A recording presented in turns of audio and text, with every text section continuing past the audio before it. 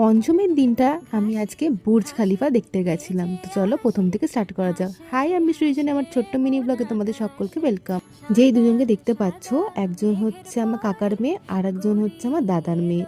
আর আমরা সব কাজিনরা কিন্তু সব পিটোপিটি, মানে আমাদের সব একই বয়স, তার জন্য আমাদের আরও আনন্দ হয়। আরও কাজিনরা আছে, একসাথে হতে পারেন, তাদেরও কিছু টাইমের প্রবলেমের জন্য, বাট যখন আমরা একসাথে হই না, খুবই আনন্দ হয়।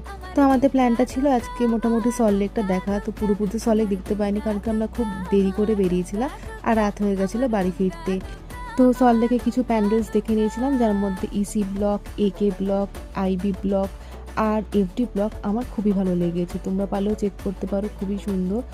আর আমার কাছে পুজো মানে হচ্ছে আড্ডা মারবো, ঠাকুর দেখবো, খাবো, ব্যাস, আর এনজয় করবো। এনজয় করাটা হচ্ছে মেন।